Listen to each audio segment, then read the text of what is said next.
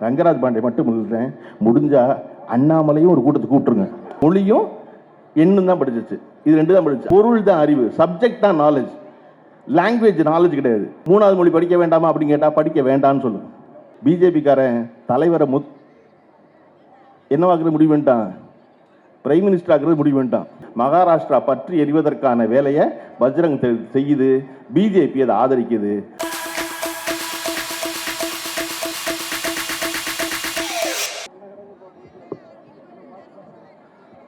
ஒரு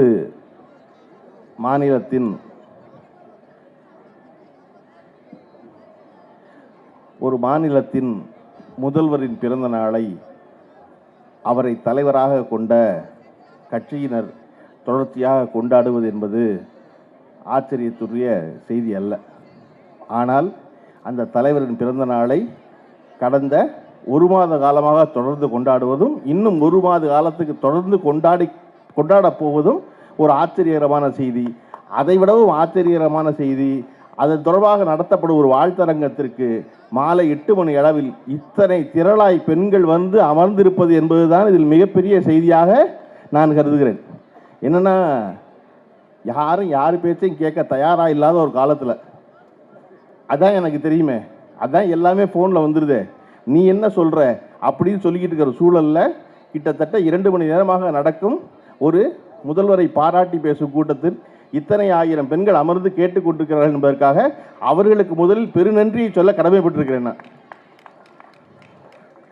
அண்ணன் மாவட்ட கழக செயலாளர் அண்ணன் மா சுப்பிரமணியம் அவர்கள் பேசும்போது, தொடர்ச்சியாக கூட்டம் நடத்துகிறோம், ஒவ்வொரு கூட்டத்துக்கு ஒரு புது புது பேச்சாளர் வர்றாங்க, பழனியப்பன் மட்டும்தான் நம்ம மாவட்ட கழகம் நடத்துகிற கூட்டத்தில் 2 கூட்டத்தில் பேசுகிறாருன்னு சொன்னார். எனக்கு அது பெருமைக்குரியதாக இருந்தாலும் கூட எனக்கு ரொம்ப ஆச்சரியமாக இருக்குது. என்ன அப்படின்னா, அண்ணன் மா சுப்பிரமணியம் அவர்கள் இந்த கூட்டத்தில் பேசினார் இல்லையா, தொடர்ச்சியாக 60 நாள் கூட்டங்களில் பேசுகிறார். 60 நாளும் வேறு வேறு வேறு வேறு சாதனைகள் சொல்லும் அளவுக்கு ஒரு ஆட்சி நடைபெறுகிறது என்பதுதான் பெரிய மகிழ்ச்சி. ஒரு கூட்டத்திற்கு 3 சட்டமன்ற உறுப்பினர்கள் வந்து அமர்ந்திருப்பதும், பிரபாகர் ராஜா அவர்களை எனக்கு தெரியும், காரப்பாக்கம் அவரை வந்து இன்னைக்கு தான் நேரடியாக பக்கத்தில் உட்காந்து பேசுகிறேன். அவரை மதுரவாயில் தொகுதி எம்எல்ஏ அவர்களை, சோழிங்கநல்லூர் எம்எல்ஏ அவர்கள் இப்போ தான் வந்தாங்க. இப்படி சட்டமன்ற உறுப்பினர்கள் எல்லாம் வந்திருந்து, அதாவது மற்ற நாளாக இருந்தால் பரவாயில்ல, சட்டமன்ற கூட்டத்தொடர் நடந்து கொண்டிருக்கும் பொழுது மாலை வேளையில் வந்து கலந்து கொள்வது என்பது இந்த அண்ணன் அமைச்சர் மாசு மேல் இவர்கள் எல்லாம் கொண்டிருக்கும் அன்பைத்தான் காட்டுகிறது. அதாவது தனசேகரன் அவர்கள் வந்து பேசும்போது குறிப்பிட்டு சொன்னாங்க, வந்து நாங்கள் பூரா காரைக்குடியிலேருந்து வந்தவங்க பூரா சினிமாவுக்கு வந்தவங்க அப்படின்னா, நான் அப்படி வரல, ஏவிஎம்ல கூட்டு வந்தார் அப்படி எல்லாரும் வந்தீங்கன்னு. நான் வந்து ஒழுங்காக படித்து பிஏ படித்து எம்ஏ படித்து முடிச்சதுக்கப்புறம் சினிமா தான் போகணுங்கிற எண்ணத்தோடு வந்து சினிமாவிற்கு வந்து சினிமாவில் செயல்பட்டு கொண்டிருக்கும் போது அதை விடவும் முக்கியம் அரசியல் வேலைகள் என்பதால் சினிமாவை தள்ளி வைத்த அரசியலுக்கு வந்து இப்படி வேறு வேறு வேலைகள் செஞ்சுக்கிட்டேன்னு வச்சுங்களேன். எனக்கு பெரிய மகிழ்ச்சி வந்து நம்முடைய முதல்வர் ஸ்டாலின் அவர்கள் கூட்டத்தை பிறந்தநாள் விழாவை பற்றி பேசுவது என்பது எனக்கு என்ன பெரிய மகிழ்ச்சி அப்படின்னா, ஒரு மனிதனிடம் ஒரு ஆள்கிட்ட போய் நீ உன் ஃப்ரெண்டை பற்றி பேசு அப்படின்னா ஒரு 2 நாள் 3 நாளைக்கு பேசுவான். என் நண்பர்கள் யாரெல்லாம் தெரியுமான். உன்னுடைய ஆசிரியர்களை பற்றி பேசு அப்படின்னா, நல்ல ஆசிரியர்கள் இருந்தால் கூட ஒரு 4 நாள் பேசுவான். அதுக்கப்புறம் ஒரு உறவினரை பற்றி பேசு அப்படின்னா, எங்கள் சித்தப்பா என்ன செஞ்சார் தெரியுமா, மாமா என்ன செஞ்சார் தெரியுமா, அத்தை என்ன தெரியுமா செஞ்சாங்க அப்படி பேசுவோம். தாத்தா பாட்டியை பற்றி பேசுனா கூட 10 நாள் பேசுவான், ஏன்னா சின்ன வயசுலேருந்து வளர்த்ததுனால. ஆனால் அம்மாவை பற்றி பேசுன்னு சொன்னால் சலிப்பின்றி வாழ்நாள் முழுமைக்கும் பேசிக்கொண்டே இருப்பான், ஏன்னா அவன் வாழ்க்கை முழுக்க நிறைந்திருக்கிற பெண் என்பது அவனுடைய அம்மா தான்.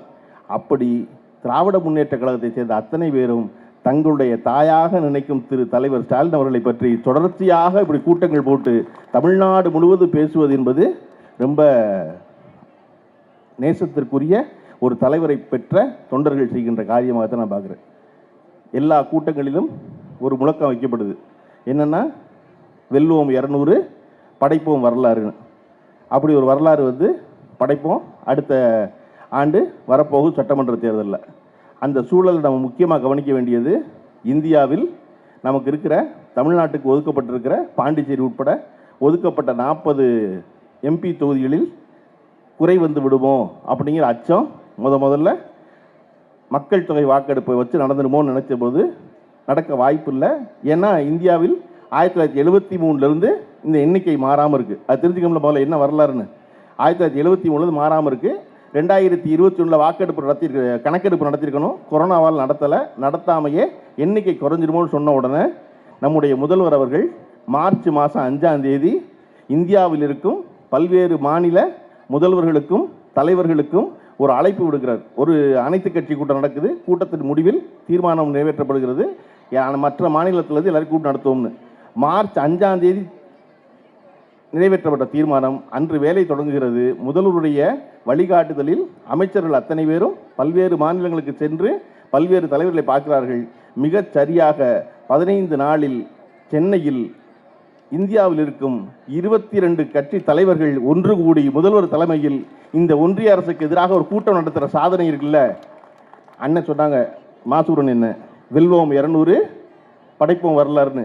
எனக்கு தெரிஞ்சு பிஜேபிக்காரன் தலைவரை என்னவாக்குறது முடிவு பண்ணிட்டான், பிரைம் மினிஸ்டர் ஆக்குறது முடிவு பண்ணிட்டான். நீங்கள் தான் சீஃப் மினிஸ்டர் ஆகுறது வேலை பார்த்துக்கிட்டே இருக்கீங்க. ஒரு தலைவர் கிட்டத்தட்ட 15 நாளில் இந்தியாவில் இருக்கும் எல்லா தலைவர்களும் ஒன்று திரட்ட முடியும்னா இப்போ கவனம் பூரா தமிழ்நாட்டு பக்கம் திரும்பிடும். தலைவர் கலைஞருக்கும் நம்முடைய தலைவர் முதல்வர் ஸ்டாலினுக்கு ஒரு வேறுபாடு தான் இருந்துச்சு. என்ன அப்படின்னா, இதுவரையும் அவர் மொழியாலையும் பேச்சாலையும் எழுத்தாலையும் பெரிதும் கவர்ந்து பெற்ற இடத்தை நம்முடைய முதல்வர் உழைப்பால் பெற்றார். அதை அவரே சொன்னார், நான் என் தலைவரை போல தமிழிலும் எழுத்திலும் பேச்சிலும் சிறந்தவன் அல்ல, எனக்கு தெரிந்ததெல்லாம் உழைப்பு உழைப்பு உழைப்பு மட்டுமேனாரு. அதை செஞ்சுக்கிட்டே இருந்தார்.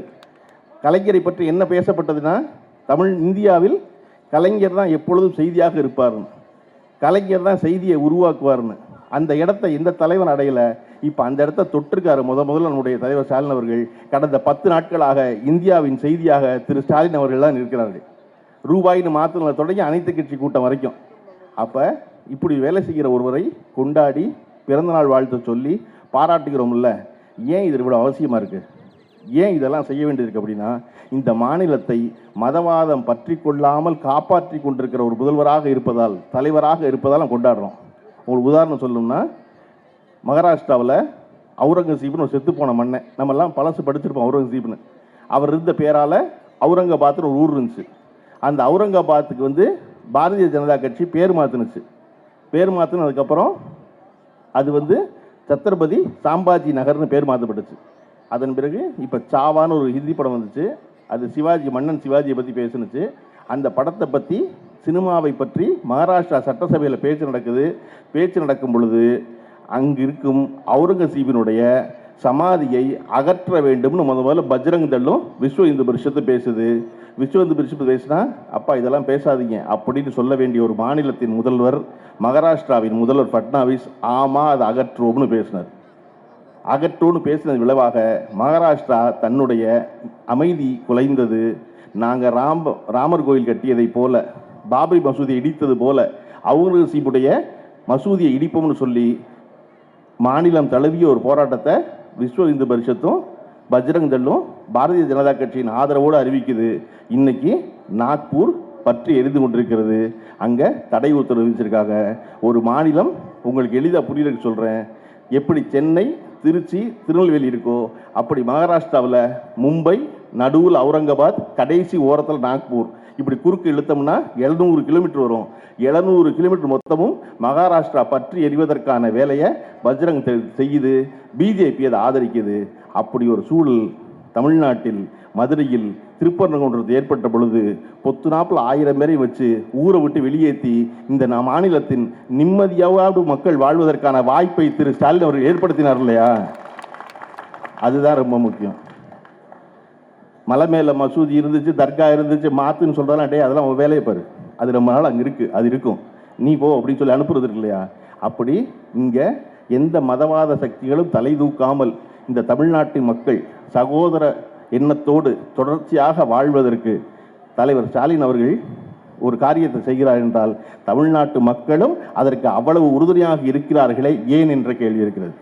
தமிழ்நாட்டு மக்கள் சொல்லணும்ல, மற்ற மாநிலத்தில் எல்லாம் கேட்கறனால பிஜேபி என்ன சொன்னாலும் தமிழ்நாட்டில் ஏன் பிஜேபி சொன்னால் கேட்க மாட்டேங்கிறான். போப்பா எனக்கு தெரியுமான்னு சொல்கிறானே ஏன்?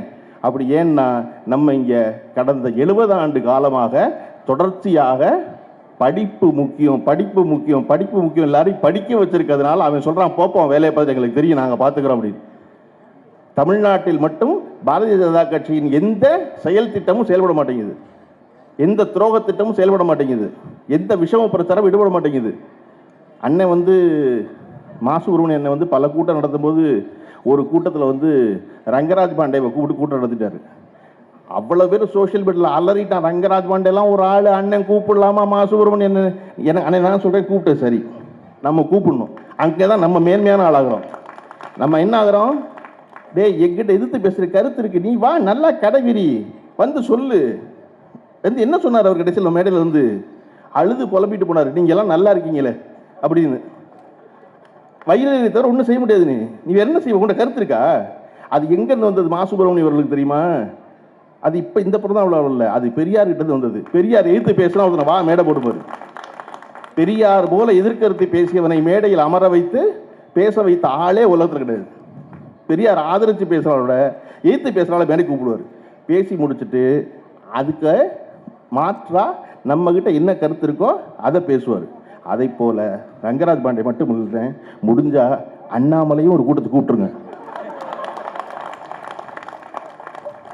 இது ரங்கராஜ் பாண்டே சின்ன அண்ணாமலை, அண்ணாமலை பெரிய ரங்கராஜ் பாண்டே, அவ்வளோதானே.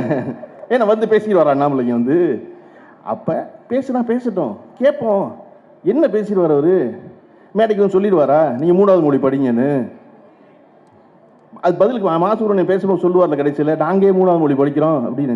உனக்கு தெரிஞ்ச 3வது மொழி சொல்லு நீ முதல்ல அப்படின்னு. இந்தியாவில் யாருமே படிக்க மாட்டாங்களா 3வது மொழி?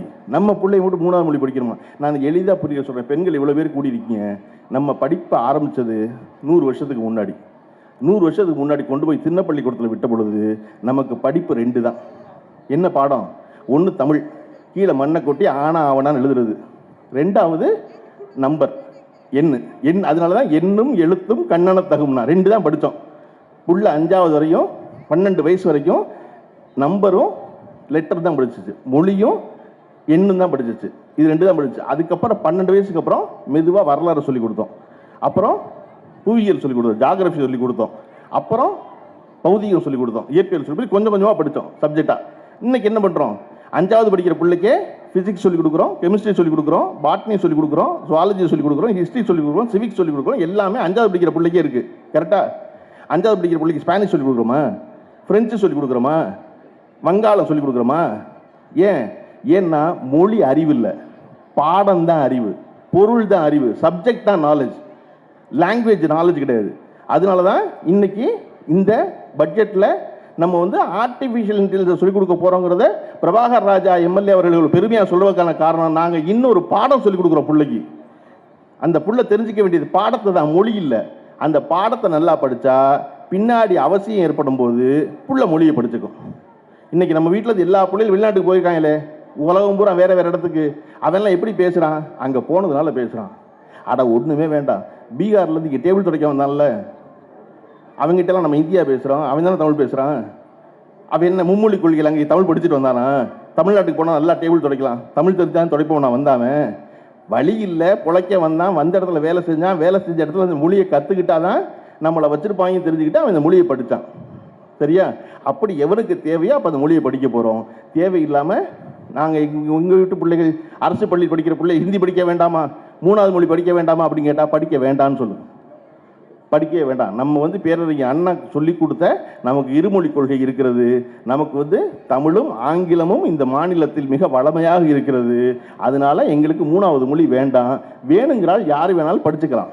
இங்கே இந்தி பிரச்சார சபை இருக்குது, பிரெஞ்சு கிளாஸ் இருக்குது, யார் வேணால் படிச்சுக்கலாம். பள்ளிக்கூடத்தில் ஒரு மொழியை சேர்ப்பது என்பது அந்த பிள்ளைக்கான சுமை.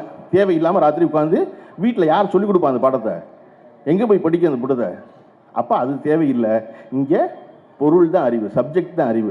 ஆர்டிஃபிஷியல் இன்டெலிஜென்ஸ் போல, டேட்டா சயின்ஸ் போல அதை சொல்லிக் கொடுக்கறது தான் வழி. அதை சொல்லிக் கொடுப்பதற்கு தமிழ்நாடு அரசு இன்று தொடங்கலை. இந்த பழக்கம் எங்கேருந்து ஆரம்பிச்சிச்சு அப்படின்னா நீதி கட்சியிலிருந்து தொடங்குகிறது. நான் இந்த திராவிட மாடல் அரசின் அனைத்து சாதனைகளையும் சொல்லி இந்த ராத்திரியை சிவராத்திரியாக்க விரும்பலை. நான் இந்த ராத்திரி 9 மணிக்கு முடிச்சு வீட்டுக்கு போகணும்னா நம்ம ஒரு சாதனையை பேசினா போதும். அதில் முக்கியமானது எல்லாருக்குமான கல்விங்கிறது.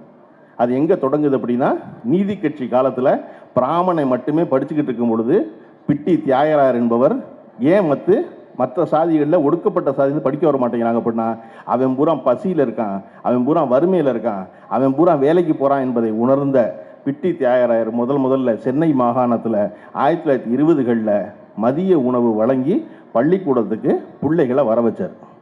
உலகத்திலேயே முதலில் படிக்க வந்தால் சாப்பாடு போடுவோன்னு சொன்ன முதல் மாகாணம் சென்னை மாகாணம் தான். அதை செஞ்சவர் பிட்டி தியாகராயர் தான் செஞ்சார். எப்படி இன்றைய முதல்வர் நம்முடைய தலைவர் திரு முத்துவேல் கருணாநிதி ஸ்டாலின் அவர்கள் காலை உணவு வழங்கிய பொழுது உலகமே உற்று பார்த்ததோ அதை போல கிட்டத்தட்ட 100 ஆண்டுகளுக்கு முன்னால் நீதி கட்சியை சேர்ந்த பிட்டி தியாகராயர் மதிய உணவு வழங்கிய போது உலகமே உற்று பார்த்தது. என்னது மெட்ராஸ் ஸ்டேட்டில் மத்தியான சாப்பாடு போட்டு பள்ளிக்கூடம் நடத்துகிறாங்களா அப்படின்னு.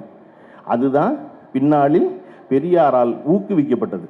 பெரியார் கல்வி என்பது ஒடுக்கப்பட்டவரை போல பெண்களுக்கும் மிக முக்கியம்னு பேசின ஒருத்தர் பெரியார். இன்னைக்கு பெரியார சீமானில் தொடங்கி ராஜாவிலிருந்து அண்ணாமலை வரை யாருக்கும் பிடிக்க மாட்டேங்குது. ஏன்? சாமி கும்பிடாதுன்னு சொன்னதுனாலயா?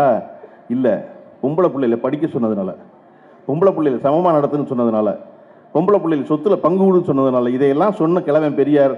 அதனால வேண்டாம் பெரியார் அப்படின்ற பெரியார் தான் திருப்பி அதை வலியுறுத்துறாரு. பின்னாளில் அதையே அண்ணா வலியுறுத்துகிறார். பொய்ச்சிரிப்பும் புரட்டும் உலகம் நிலவும் உலகில் நம் வாழ்க்கை பாதை நேராக இருக்க வேண்டுமெனில் கல்வியை தவிர வேறு வழி இல்லை, கல்வியை தவிர வேறு கதி இல்லைங்கிறார் அண்ணா. அண்ணாவின் தொடர்ச்சியாக வந்த கலைஞர் அதை அழுத்தி பிடித்துக் கொள்கிறார்.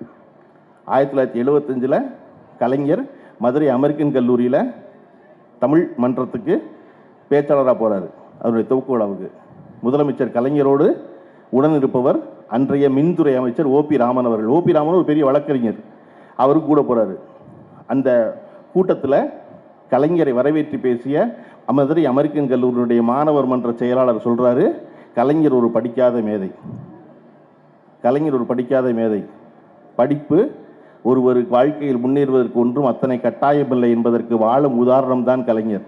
அவர் அடைந்திருக்க உயரம் அளவிட முடியாதது அப்படின்னு சொல்லி கண்ணதாசனுடைய ஒரு பாட்டை உதாரணமாக சொல்கிறாரு. வாழை மரம் படித்ததில்லை, கனி கொடுக்க மறந்ததா, வான்முகிலும் கற்றதில்லை, மழை பொழிய மறந்ததா, கற்றதினால் அறிவு பெற்றோர் 1000 உண்டு, பாடம் படிக்காத மேதைகளும் பாரில் உண்டு அப்படின்னு பாட்டை சொல்லி கலைஞரை கொண்டாடி பாராட்டுறாரு.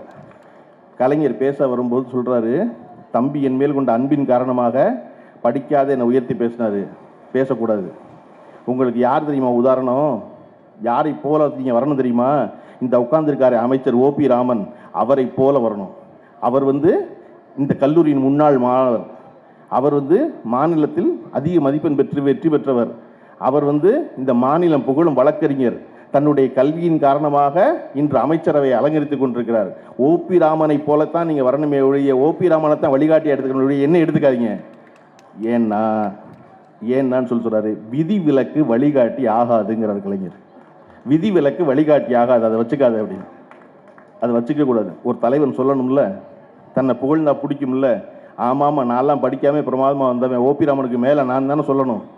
ஆனால் சொல்லாமல் நீ யாரை வச்சுக்கணும்னா, யார் படித்திருக்கிறாரோ அவரை உதாரணமாக கொள், என்னை உதாரணமாக கொள்ளாதுன்னு சொன்ன தலைவர் இருக்கார் இல்லையா, அந்த தலைவரின் வழியாகத்தான் 1922 ஜூன் மாதம் 13ஆம் தேதி நம்ம திருவள்ளூர் மாவட்டத்தில் எண்ணும் எழுத்துங்கிற திட்டத்தை துவங்கி வச்ச நம்முடைய முதல்வர் ஸ்டாலின் அவர்கள் சொன்னார்,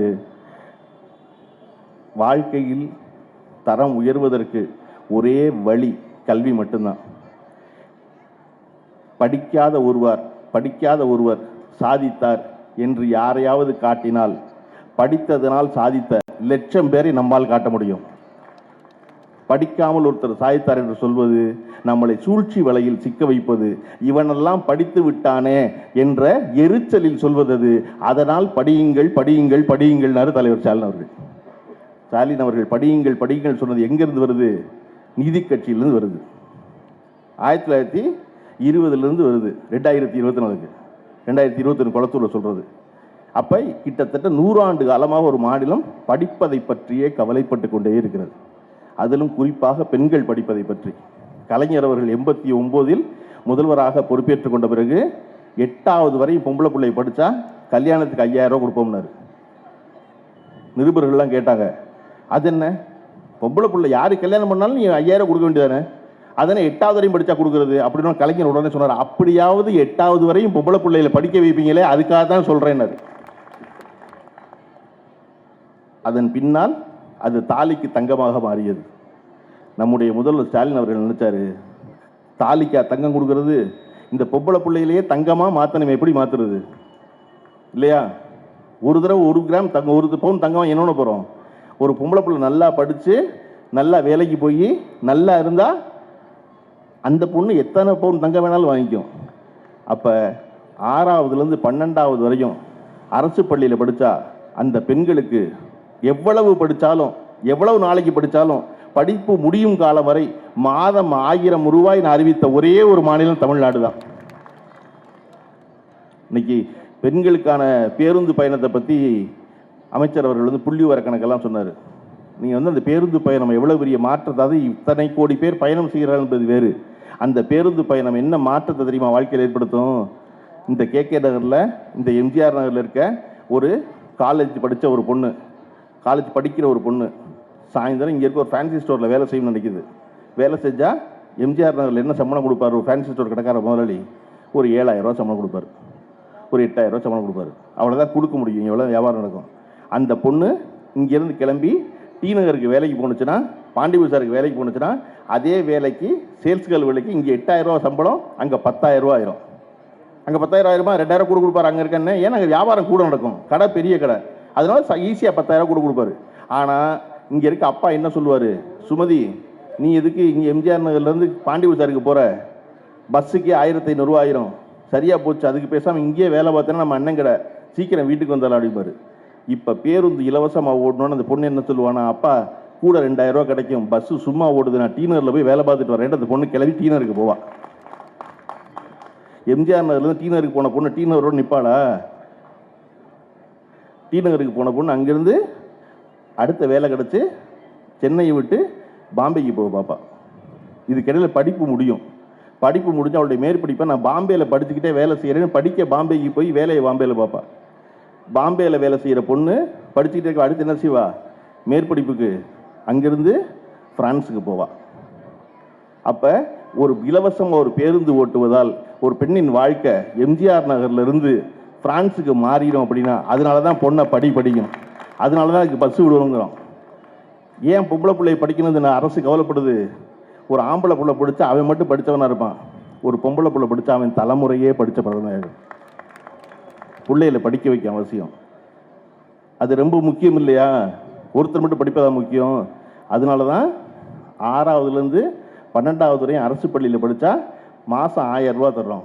சரி 11, 12 படிக்கலை, 10வது வரையும் தான் படிச்சிருக்கோம், டிப்ளமோக்கு தான் போகிறோம், ITIக்கு தான் போகிறோம் அப்படின்னா பரவாயில்ல.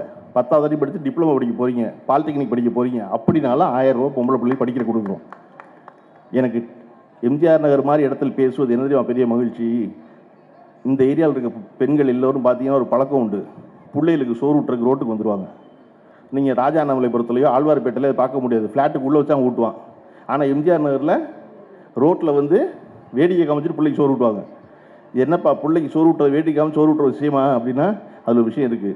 அந்த அம்மா என்ன பண்ணுவான்னா, தன் பிள்ளைக்கு மட்டும் சோறு ஊட்ட மாட்டான், பக்கத்து வீட்டு பிள்ளை பக்கத்தில் சீலையை பிடிச்சி இழுக்கும், அந்த பிள்ளைக்கு ஒரு வாய் சோறு ஊட்டுவார்.